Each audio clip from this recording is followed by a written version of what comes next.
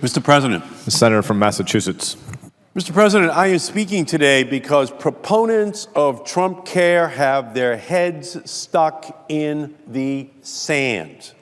Many of the Republicans in this chamber clearly are in denial that we live in a country where 91 Americans die each and every day from an opioid overdose, where 1.3 million Americans went to the hospital for an opioid-related issue in 2014, where 2,000 Massachusetts residents died from an opioid overdose just last year.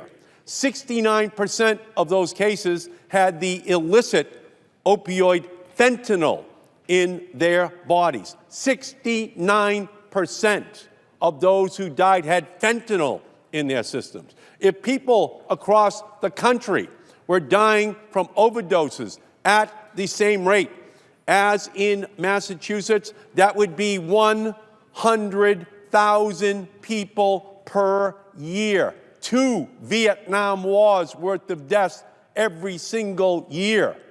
Over 10 years, that would be 1 million people who died if they were dying at the same rate as they are in Massachusetts. 1 million people over 10 years dying from opioid overdoses in our country.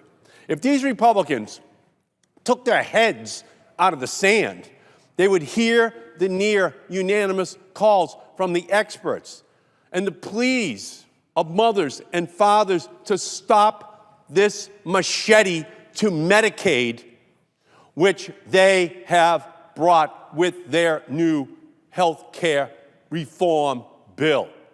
They would hear the alarm bells Americans across the country are ringing against this cruel and heartless and immoral legislation. These desperate voices should be enough to get Republicans to abandon their efforts to rip away insurance coverage for treatment and recovery services for Americans struggling with substance use disorders. But instead of accepting the truth and listening to their constituents, they've decided to take a cynical path and replace these life-saving services with a paltry opioid fund of $45 billion over 10 years. Now, there's been a lot of talk from the Republicans about so-called fixes that they can work on with Democrats. But this opioid fund isn't a fix. It is a falsehood. It's a false promise to the people suffering from opioid addiction. It's a false future that won't include critical Medicaid funding for treatment and recovery services. It's a false bargain that Republicans will make at the expense of families desperate for opioid addiction treatment. This opioid fund is a politically craven effort to buy votes from Republicans whose states are being ravaged by the prescription drug, heroin, and fentanyl crisis. But the American people will not be fooled. This opioid funding is nothing more than a public health pittance, a wholly inadequate response to our nation's preeminent health care crisis. In fact, the amount included in this latest version of Trumpcare is not even half of the amount that the Affordable Care Act would have spent on covering opioid use disorder treatment if we just left that law alone to work as intended. Here are the numbers. The Center for American Progress has estimated that the Affordable Care Act would spend $91 billion for opioid coverage alone over the next decade, compared to the $45 billion which the Republicans are putting into their bill, which they announced today. We already know that access to treatment is a challenge. Only 1 in 10 Americans with substance addiction receive treatment. Only 1 in 10.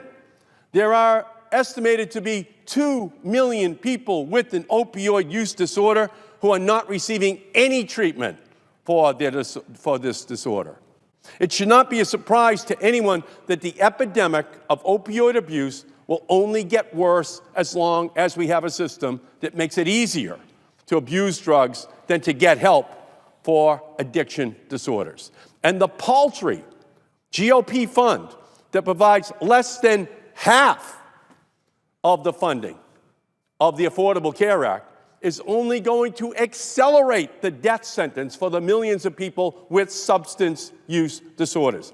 And sadly, we know that my Republican colleagues attempting to jam this immoral and callous Trumpcare bill through this body actually are aware of the crisis facing their states. They speak to the same constituents. They read the same newspapers. They see the same obituaries of Americans who lost their lives to the opioid overdose epidemic. And that's why we've been able to make some bipartisan progress. Last year, we passed the CARA bill. We passed legislation to fund $1 billion in treatment. But support for the Trumpcare bill and this opioid fund is a betrayal of all of that hard-fought progress that we were making. Republicans are turning their backs on their vow to combat the opioid epidemic. And President Trump is breaking his promise from the campaign trail to, quote, expand treatment for those who have become so badly addicted.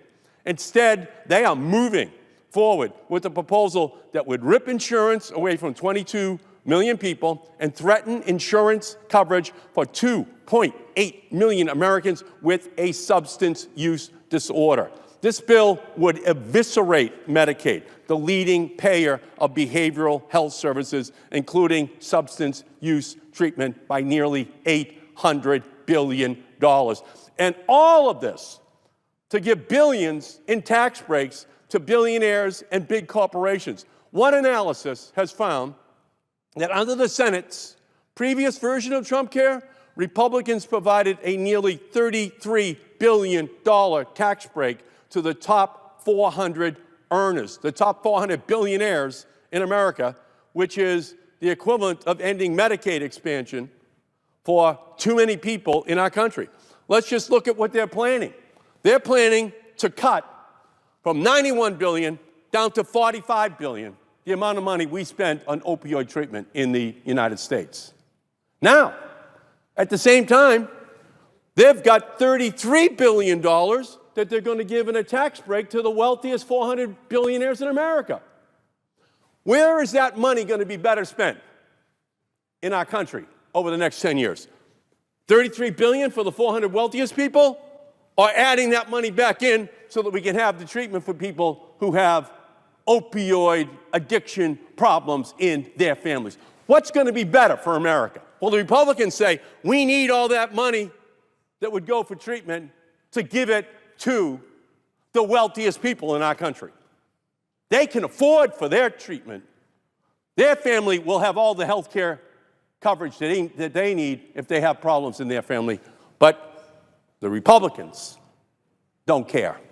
If you kick them in the heart, if you kick this bill in its heart, you'd break its toe. You'd break your toe. That's how bad it is. So for me, this is, without question, at the heart, a simple explanation of what's fundamentally wrong with this Republican bill. There are many other things wrong with it. Pre-existing conditions, go all the way down the line. But how can you, when we have this modern-day plague, which is hitting our country, take all that money away and give it away to billionaires? It's just wrong. Too many families, too many letters, too many conversations that we've all had with these families, too many tears that we've seen. And so for me, there can be nothing that is worse than doing that to families, taking away their hope. And this is going to be a battle of monumental proportions.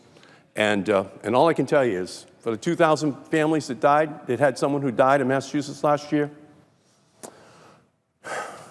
we're going to make sure this is a battle that everyone knows. Because if they understood, if the American people understood that they're doing this to all of those families that have an opioid problem right now, there would be a revolt that would rise up across this country. And over this next week, the American people are going to learn about what's in the soul of this bill. So, Mr. President, I yield back the balance of my time.